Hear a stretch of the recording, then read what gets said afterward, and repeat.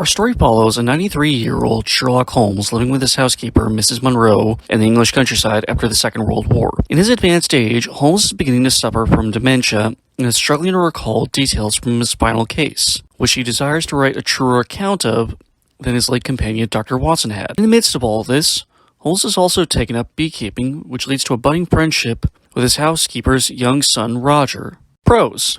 Ian McKellen is excellent in this role. The film is much more of a drama than it is an adventure story in the vein of Robert Downey Jr.'s 2009 and 2011 films, but McKellen does an excellent job of portraying the inherent tragedy of a character who was known for being one of the sharpest minds on Earth, but is now just another old man who can't remember things as well as he used to. Though there are a few scenes where the Sherlock of old gets to shine through, and it's truly brilliant. And the relationship between Ian's Mr. Holmes and Milo Parker's Roger is such good shit. Sherlock is usually a very emotionally immature man, but with his advanced age, he's learned to actually relate to people and is actually capable of helping mentor a small boy, who himself is clever beyond his years. The performances from Laurel Linney as Mrs. Monroe and Milo Parker as Roger are superb as well. They do an excellent job of grounding the film, with Linney as a firm hand keeping her elderly boss and her young son out of trouble, and Parker's Roger being just a delighted fan because he's a little kid who knows all stories of Sherlock Holmes and Dr. Watson. The movie looks just gorgeous. Tobias A. Schleicher, who also shot Patriots Day, Lone Survivor, and Dreamgirls, really makes this movie just looks so freaking pretty. And speaking of pretty things, composer Carter Burwell, who's also done the score for pretty much every Coen Brothers movie, as well as Carol and Three Billboards Outside Ebbing, Missouri, really does a wonderful job of making just a lovely score to complement the proceedings. It doesn't do a lot, but it's just so pretty and nice to listen to. Cons. This is just me, but I really wish Bill Condon had made this story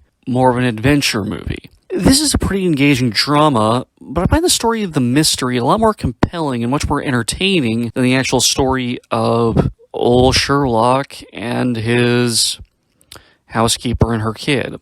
I realize I might be coming across like critics of a certain comic book movie franchise, especially when they negatively compare it against that certain other comic book movie franchise, but I also think when you hear the guy who played Magneto and Gandalf is doing a Sherlock Holmes movie from the director of Chicago in the last two Twilight films, you might be allowed to expect something a bit less earnest and a bit more swashbuckling. Still a really good movie, just not what I would have liked.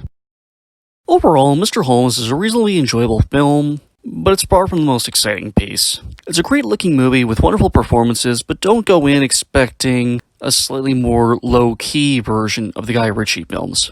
Go in expecting an Oscar drama about an old man who used to live a really exciting life, but he isn't really doing that right now.